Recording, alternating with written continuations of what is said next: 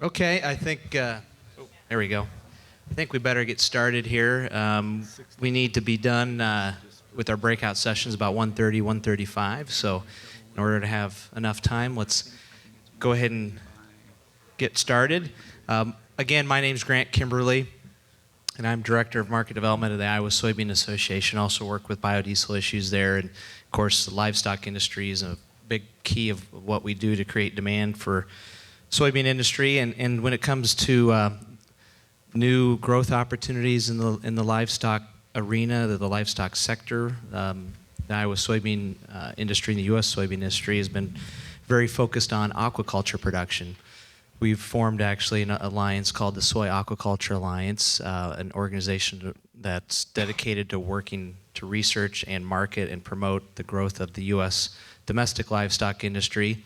And also through the U.S. Soybean Export Council, we work to grow the global aquaculture industry because they can utilize a lot of soybean meal for its feed source. So that's why I'm here and why we're excited to have these gentlemen here today to talk more about a great opportunity here within the state of Iowa. And so we've real briefly, Mark, John, just any other opening comments? We've kind of had an opening session when you're part of the larger panel, but maybe let's just start right there. If there's any other opening comments or additions that maybe we weren't able to talk about briefly in the larger panel, why don't you kick us off with that, and then we'll, I think, go straight into questions. I'm not sure that I have anything to add beyond that. We can go into questions. One thing I will say is after we're sort of done here, if anybody wants to get my contact information, we have a pretty robust presentation deck that goes through, probably 99% of the material and sort of a 30,000 foot view of what we're doing. So I'd be willing to send anybody that's interested after this. So. Okay, all right. Well, let's start with a question here, and then we'll kind of go from there. And if anybody else has questions, just raise your hand. Either Rita or myself will walk over to you and hand you the microphone. What suggestions do you have for someone that wants to start raising fish? What is the biggest consideration they need to keep in mind? What are some of the first one or two top issues you need to really consider before you even go very far down this road? Yeah, so I'm going to tell you one of the very, very first things that you do before you spend a lot of money is just know your water source. And what I mean by that is I can give you, for instance, there's a guy that has a fish farm that he has a high iron content, and then with iron, it's magnesium. Yeah, magnesium. The two of them go together, but anything over a 0.15 parts per million of iron in the water is bad for fish, So, and there's ways of removing it and stuff. But that's all an added cost that you have to put into your plan. And generally, the deeper the well, the less iron stuff. So just know your water quality and if you have a good source, because I think there's places in the state that there's not very good water quality, and that would be my very, very first advice. Mm-hmm. And I think the other is, I'll sort of paraphrase a quote from the guy who started the tank system and developed it. He said, "You're not a real fish farmer until you kill 1 million fish." Which is sort of a joke, but people operating within our network, obviously we're not going to let that happen. But I think the important thing to consider is, you really have to ask yourself the tough question of, if I hit a hiccup financially, am I sort of well heeled enough to bear that burden and then continue on? Excuse me, because it's a capital intensive investment, and you need to have, as Dr. Cole was talking about earlier, you need to have some working capital reserves for those mistakes that you made and sort of working through them. So. Okay, thank you. Any other questions from the audience right now? I've got a few more I can ask as well, but here, let's start right over there. Quality, but then what's the volume of water that a person would need to have? So The way this system works is a 6-tank system. Each system, there's 6 tanks that have 10,000 gallons per tank. And those tanks are all independent, but they all use the same biofilter, or not biofilter, but rotary filter. And on that system there, you'd be probably adding, if it's fully stocked, about 3 gallons a minute. So it's about a 7% replacement rate per day. And the reason you have to do that is to dilute your nitrates, because your biofilters convert ammonia to nitrite to nitrate, and nitrate isn't really toxic to fish until it gets, over 40 to 50 parts is when you'll start seeing effects. It gets really toxic at 100. So the only way to get rid of your nitrates is just through dilution of new water.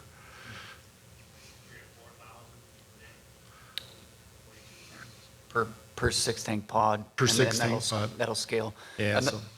Sorry. Go ahead. Another thing that I want to note is the way that the Nelsons have it, they had a lagoon there already to put the water in. But the president of VeroBlue Farms is an environmental engineer, and he specializes in water. And one of the good things that actually came out of the fracking industry, excuse me, over the last 10 years is there are a bunch of water treatment technologies that have come about. And so he's researching these technologies and figuring out which of these could sort of bolt on the back end so that you get that output even lower than that. So. Okay. Question over here.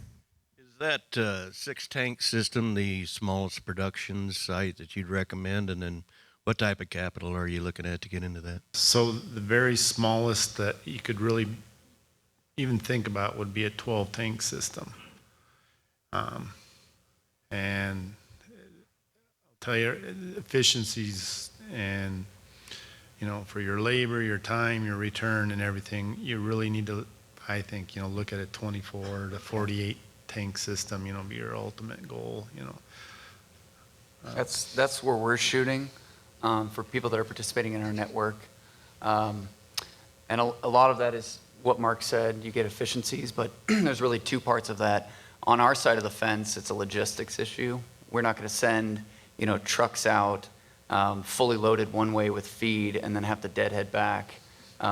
If it's a 4-hour drive, that sort of doesn't make sense for us. So when we bring out feed and fingerlings, we want to have a market-ready crop of fish to take back to the processing facility. And on the grower's side, when you have a 6-tank system or 12-tank, really anything sub 24 tanks, your cash flow isn't very normalized, sort of spikes, and you're on a batch harvest cycle. So in one sense, it's almost like row cropping, where you're incurring costs today, but then it's all tied up in one big batch coming off on the back end. And as you all know, that can be dangerous. So. Okay, one of the other questions from the crowd here is, so the size of building needed for these different tank setups that you're talking about, what sizes are we needing there?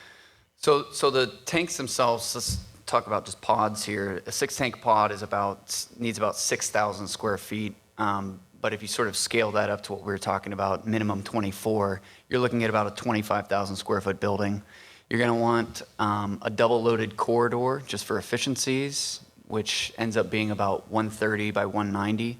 And then as you scale up from there to a 48, it doesn't have to double necessarily. You share a same double loaded corridor, you just lengthen it. But the length doesn't double because you don't necessarily have to increase the size of the wet room, dry room where your blowers are and your feed is. So 24 tank system, 25,000 square feet, and just for rough math, you could double it from there as you scale. Okay, we'll take this question. While we're doing that, I think to take a step further, okay, so what are some of the estimated costs a grower would need to be thinking about?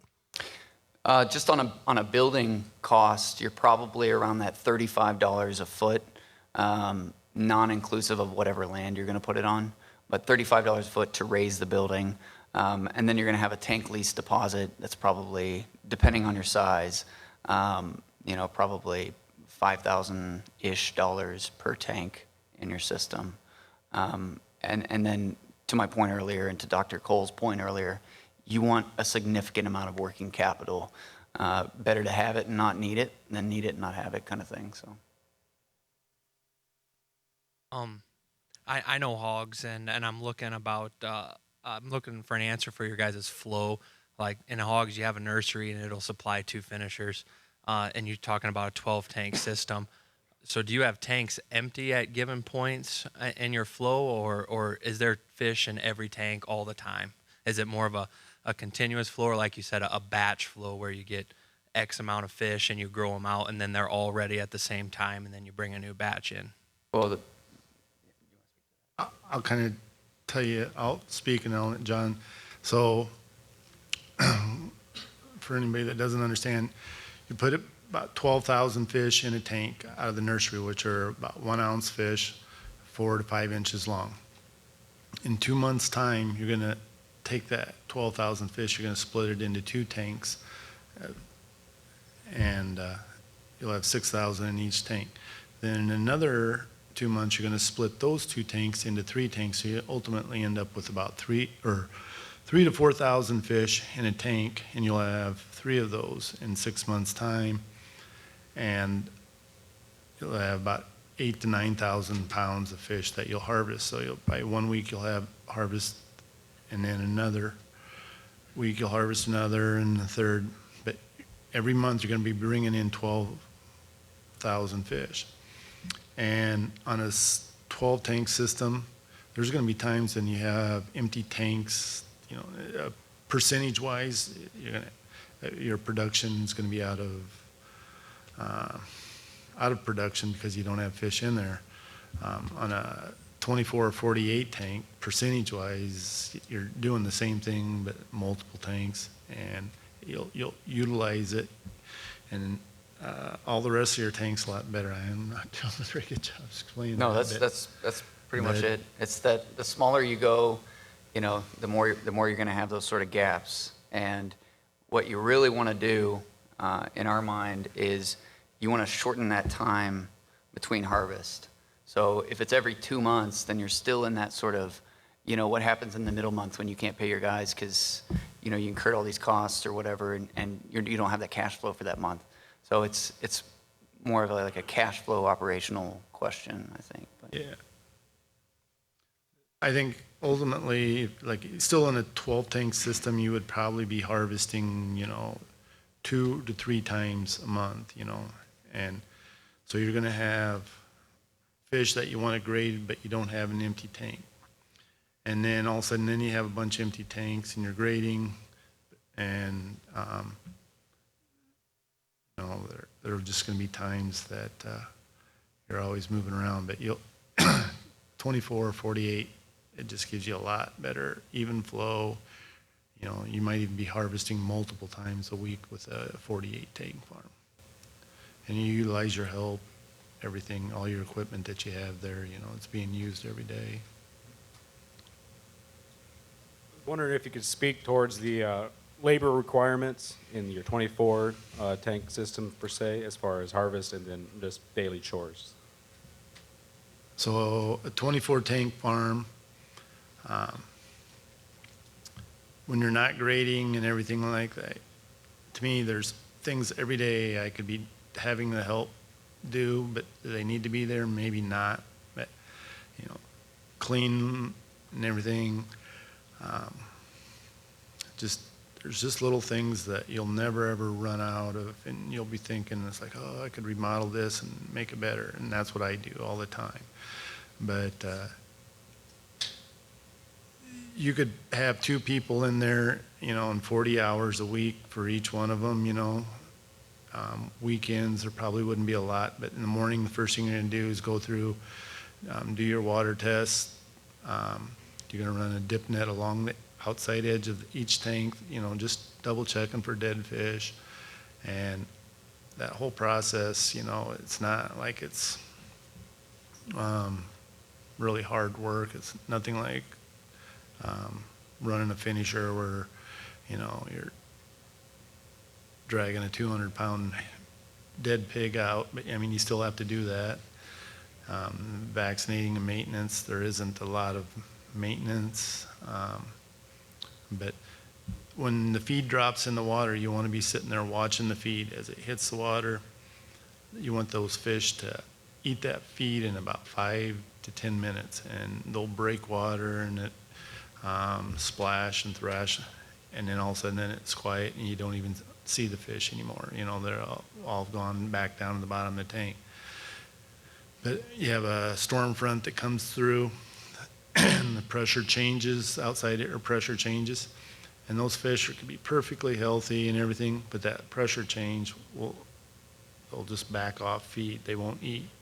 You know, and if you read the paper, you know, and says today's a good fishing day, you know, it affects them inside the barn too, you know, the barometric pressure. So you need that human element there to walk down the tanks and just watch them when the feed drops right after it. You might not be able to be at every tank because you have a lot of tanks to cover, but if you walk through them all and they're 5 minutes later and there's still feed floating in the water, it's like, ooh, you know, I better shut this tank off, you know.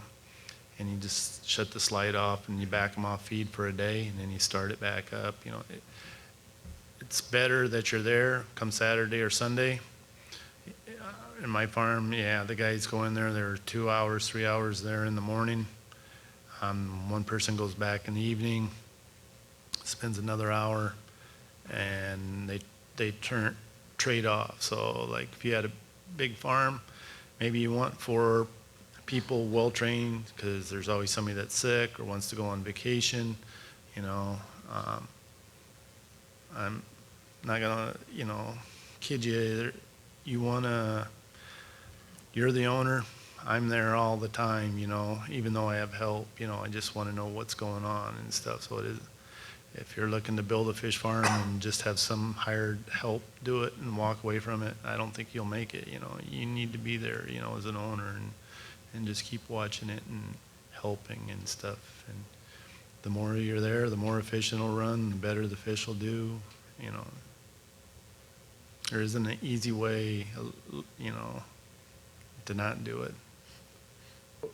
What are you predicting as a standard death loss in your guys in an operation like you're talking with a 24 or 48 tank system? What kind of percent are you thinking that you're going to have a death loss of? So if you get a 4 to 5 inch fingerling and 12,000, the first week or two after you dump them in there, you might have 4 or 5 fish a day for a couple days in that tank, and then it'll just slowly go away. You might find, you know, you'll go weeks, you will lose 3 or 4 fish, and then sometimes there'll be something that happens, but I would say it's in the long term, historically, you're going to be in that 3 to 4%, somewhere around there, you know, death loss.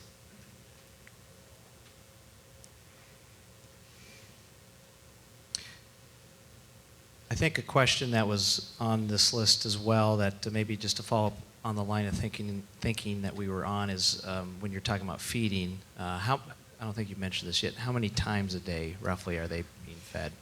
So I think that's, I've been doing it for 3 years and I've been changing constantly, trying to figure it out, you know, and stuff. But last several months, we've gone back to lights on 24 hours. Someone told me you needed to have a rest period, but I'm not sure that's right. Right now we're feeding 6 times in a 24-hour period. Maybe it could be 8, but we're doing extremely well when we were doing 8 times the feeding, but I think my water quality wasn't as good, so then we cut it back to 4 times in a 14-hour period. And then I think we're just underfeeding a little bit, and when we went to just on 24 hours now, we're at, like say, every 4 hours, they're growing extremely fast. So it's, I'm not the expert. I just been doing it for a while, and it keeps evolving. But I think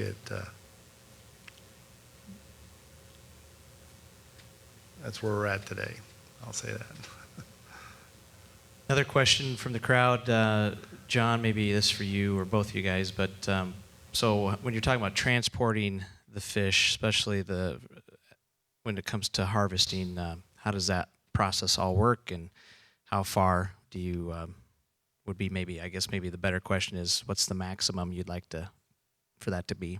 So when we sort of started out, and this kind of goes to what I was saying to the gentleman over there, it all comes down to a logistics question. Obviously, you don't want to be hauling things longer than they need to be just because of the cost of fuel, but it's also a quality question because the longer the fish stay, well, let me back up. Let me tell you how they get harvested. So when you go to harvest a batch of fish, you put them into a tote that's full of an ice slurry. And it's the most humane way, PETA will argue, but it is the most humane way to kill the fish, and it does a number of things. It slows down their body until they pass away, which happens rather quickly, but it also draws all of the blood out of their meat into their internal organs, which gives you that really nice, clean fillet. So then you drain the water out of the slurry, you put the top on the box, and you'll ship them to the processing facility. You don't want that to be more than probably 4 hours on ice, because what happens is the fish start forming ice crystals in the meat. So when they go through the fillet line, it's ripping chunks of meat, and it's not that clean cut that you would see if you were just to, cut a fresh piece of fish. So we set up around Webster City about a 4-hour radius that we said we would service for our network. And I actually did a map the other day of where all of our letters of intent have come from, and over 80% of them have come within an hour of Webster City. So the transportation is going to be handled by the company, and it's likely that we'll be sending a fish pump and truck, as well as some of our own crew out to assist the farmers with doing it. Another big reason is that you don't want to beat the fish up on their way to the processing facility, because if you're selling them whole or you're selling them skin on, and you beat up the scales, they're less desirable, or you stress the rest of them out or whatever. So we're sort of going to handle that process. 4 hours should cover from Webster City just about the entire state of Iowa. So It does. Yeah, It does. So anyway, question. John, this one's for you. This is, I guess, kind of for the class too, but that conversation we had back in December about, a lot of us are younger, and to go into a banker around here and want to build a $900,000, $800,000 facility to raise fish, they might look at you like you're crazy. Can you touch and tell everybody here about the setup that you guys want to have eventually with bankers that are into the whole fishing thing? Yes, yeah, I can touch on that. So, as we start and as we grow, ultimately banks want a bigger balance sheet, and I think that's what you're touching on. They want something sort of backstopping their investment. So, as we begin, what it's going to look like is, on a credit basis, the farmer themselves is going to be underwritten, but as a backstop, it's essentially the company's balance sheet behind the farmer. And so, we have these alignments of interest. But what we're working on doing is creating a turnkey package, because as Brennan was saying there, most of the people that you saw in this room today are younger and don't have that sort of equity necessarily built up. So what we want to do is we want to get our platform up and stabilized to a point where bankers are more comfortable lending to younger people if they know that they're part of our network. And part of that is just, proving to these banks that we can get to scale and we can succeed, which, we believe we can and we're doing. And then the other part of that is working with different banks on a number of different factors. So the two financing factors that you have to consider when you're talking about the fish farm, beyond working capital, which is sort of, you kind of have to come out of your own pocket for that, are the tank lease and the building financing. Well, it's pretty easy to go to any banker in this region, and especially this state, and say, I want to build an ag building. It's X wide by Y long, and there's all these other uses if I have to take the tanks out of it. And the banks understand that, but if you also tell them that you want them to finance the fish tanks themselves, they sort of gloss over and they're like, I don't know, it's not like hogs, there's not a big long history of this being a successful operation. So that's sort of a perception that we're wanting to change, but we're also, we went down the road of trying to find a third-party special use asset financing company to do that financing. And what we kind of came to the conclusion of is, well, if we're using a third-party financing and ultimately we are the backstop, then essentially we're giving away upside to this financing company, and we're taking the exact same risks as if we just finance them ourselves. So what we're doing is we've increased our capital raise so that we can roll the tank lease financing portion inside of the company. Ultimately, it's not upfront necessarily going to change the qualifications necessary to go through the credit application, but as we scale, we ultimately are the best people to, God forbid, something happened and we had to repossess the tanks, we would be the ones that were looked at to repurpose them anyway. So then we can do the tank lease financing for people that the banks may not necessarily have qualified, but then if something happened, we would have to repurpose them anyway. So that's sort of where we're at right now. That answer your question?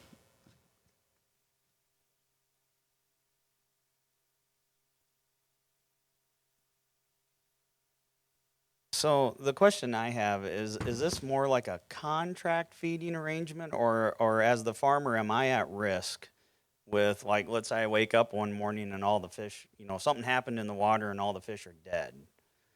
Where's my risk as a grower? Yeah, so it's going to be probably a little bit different than the standard contracts that you're used to with pork and poultry. And ultimately, what we want to do is find that sweet spot of risk reward. Obviously, the more market risk you take, the more upside you deserve to get. And so what we're really asking ourselves is, where is that spot that most people are going to be comfortable, and then work through from there. But to your point, we're going to have crop insurance. Everybody's going to pay into essentially an insurance captive. And then if there are no claims filed, then it sort of pays back out, sort of like a mutual insurance package.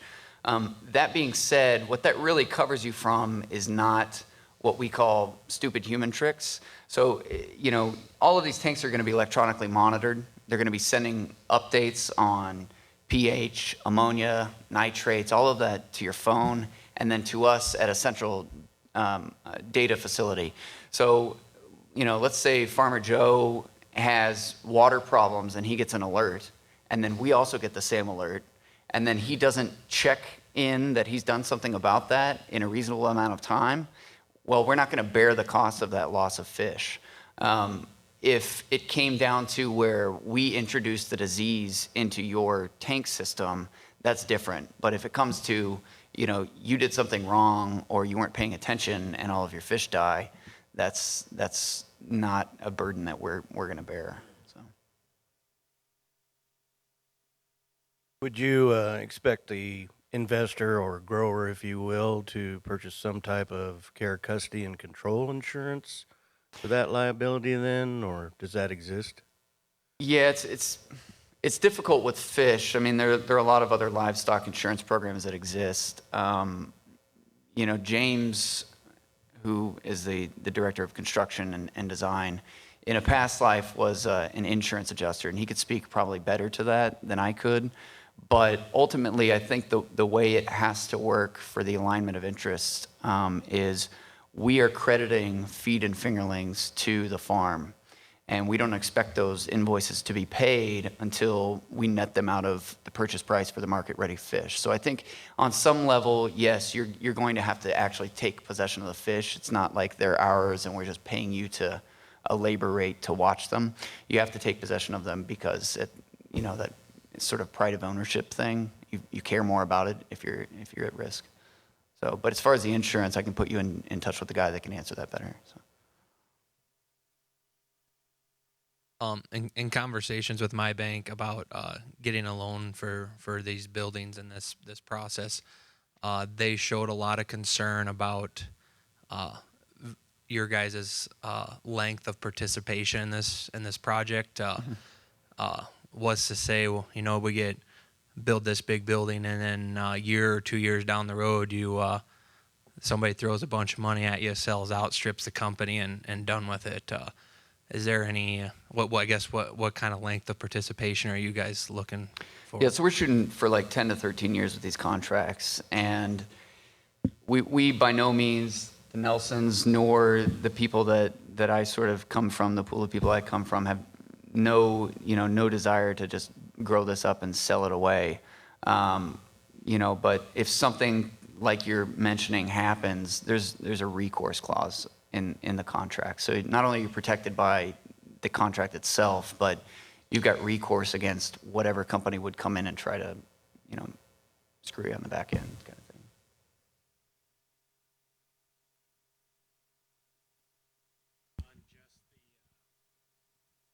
Yeah, so my question is, will the growers be paid on just the weight of the fish going to market, or will they be able to participate in the further processing of the fish? Yeah, so we're creating a mechanism, and this is sort of to the point that he was talking about earlier of the risk reward, or what I was saying with risk reward. We realize that ultimately there's a lot of value to be gained beyond just the time that we pick them up from your facility. And so what we're trying to create in this contract is a model wherein you take possession of the fish, and you have these feed and fingerling invoices, and we come and we write you a check for the market weight less the cost of the feed and fingerlings. But then on a pro rata basis, basically on the pounds you produce divided by the total number of pounds in the network, you can participate in a profit sharing mechanism at the end of the year. And exactly what that looks like has yet to be determined, but that's definitely something that we really are sort of passionate about doing. Just because there's a certain ethos or culture already established by some of these larger pork and poultry companies where guys are like, yeah, you know what, I'm basically getting paid like to be a laborer on my own farm because you keep squeezing me. And the other mechanism through which farmers could make more money is that as we get to a larger and larger and larger scale, the unit cost of feed and fingerlings is going to decrease, and ultimately that's going to get pushed straight to you, so that the net price, if you will, that you're getting paid for the fish should also increase. I'll sort of continue on with the profit sharing thing. It's on a pro rata basis, so obviously it's in the best interest of the farmer, and it's in our best interest to pick farmers that are of the mind to sort of reinvest their profits in this.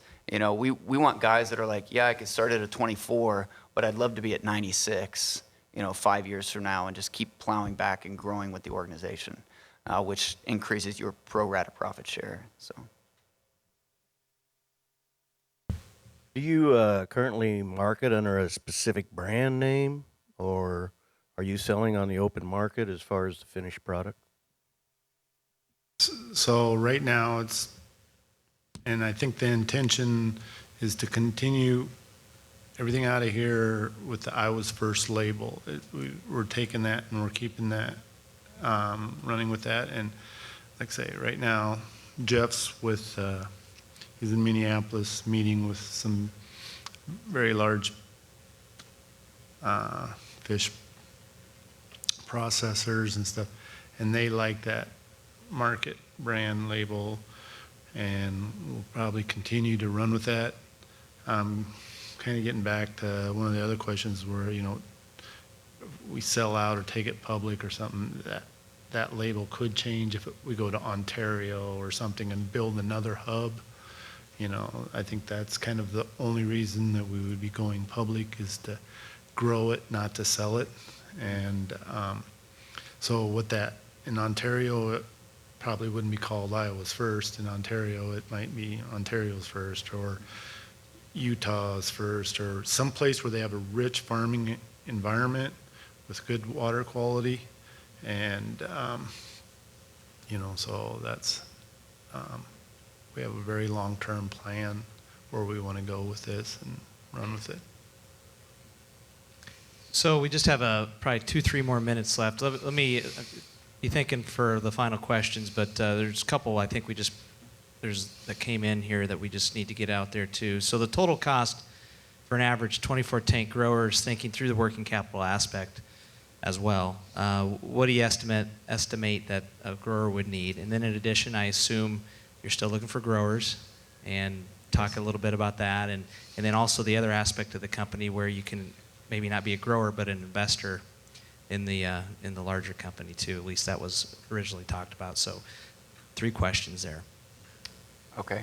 So as far as the grower network, yeah, we're definitely expanding. And currently we have about 93 LOIs, letters of interest. They're non-binding, but it's basically just expressions of people saying we're interested in this size of farm and this is who we are. And we definitely want to keep growing that number, because while we're starting with barramundi right now, we're actually currently doing a trial also on salmon and trout. And over the course of the last 20 years that this system has been developed and designed, there have been 13 different species that have been grown in this tank system. Obviously not all of them on a commercial scale, but we definitely believe that the company has a rich potential beyond just growing barramundi for the barramundi market. As far as the investment, I could put you in contact with Les Wolf, who is the CEO, and he's sort of heading up the capital markets and financial raising aspect of things. And then the total cost, or just cash down kind of thing? How much would a grower need to budget for? Yeah, so I would say you probably need about $300,000 to $500,000 in working capital, because you're going to finance essentially the first 6 months of labor and utilities and overhead before you get written a check for the fish.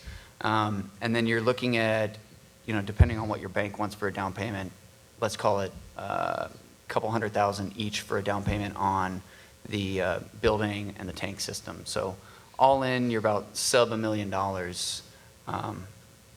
in cash requirements. And then the other part was investing in the company.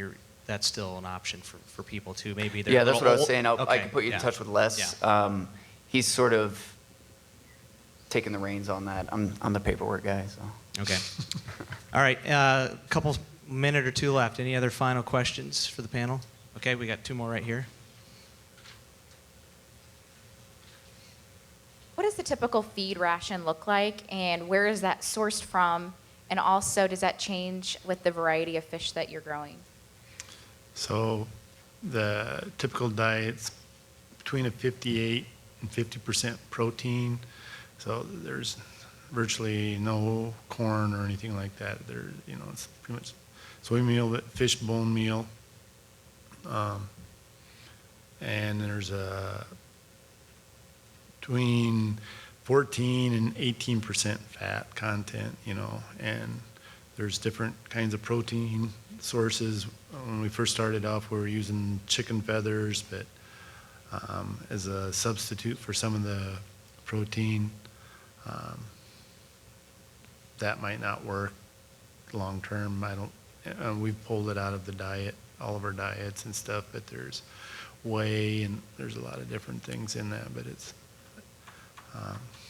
very high energy, and people don't believe that you can get a less than a 1-to-1 feed conversion. But think of it this way: as that fish is growing and they're swimming in minerals, the hard water, good for bone development. But there's probably 60%, fluid in that fish. So really, it only takes 0.4 of a pound to get a pound of gain, really, because as they're growing, they're just drinking water and minerals all the time too. And so it's a very efficient way. The other thing that I just add for anybody that doesn't know, but like down south when we first were growing the striped bass, it would take them 2 years to grow that same fish as what we were doing in 7 months indoors, because we control the water temperature exactly. Even Arkansas right now, they have little skims of ice, and those fish just quit growing. So that's why it will be all indoors someday. And then the biosecurity they'd put 2 million fish in a pond. If they can get 200,000, and we're talking fry, if they could get 200,000 out of 2 million per eye, they thought that was a good harvest. What do you guys feel the potential payback on the barn would be? I mean, if it's a $1 million investment or sub-$1 million investment on an income side? Yeah, so the return on equity portion of that is going to differ based on how much leverage you have. But if you did about like a 70-30 on the building, you're probably in that like 25% range. And ultimately, that's going to increase the larger you are because your pro rata profit share is greater. And then as we grow the company and you receive those economies of scale in feed and fingerling savings, that's also going to increase. And then it's also going to increase as you pay down or refinance your operation in some way. You could juice the return. So, but I've got like a sample cash flow model that I send out to people. And one tab is just sort of like fully loaded standalone farm as we see it. And the other is really more moldable to the farm specific costs. So I hate to say it depends, but it depends. Okay, one last question. Anybody else have one more question we haven't covered yet today?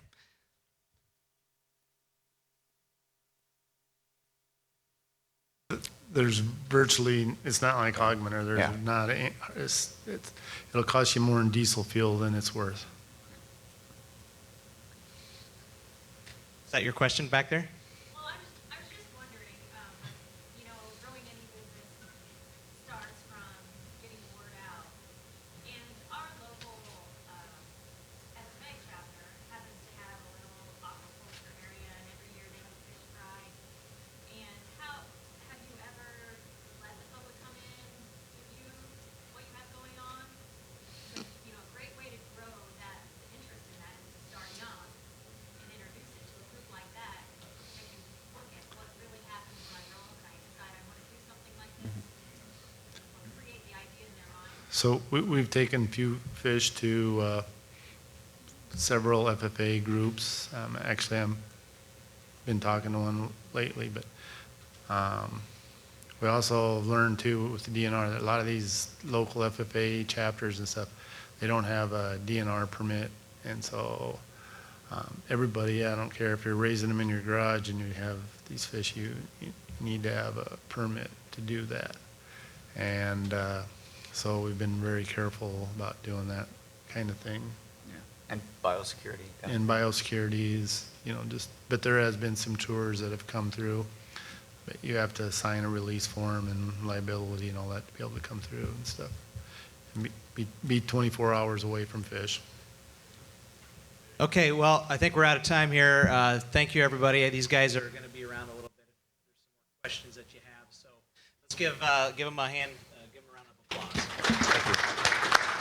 And sorry, just one last thing. If you can't get in contact with me, because I might have to run to the airport here pretty soon, you can go to VeroBlueFarms.com and request info. There's an email address on there. You can email that address and I'll respond. So, thank you.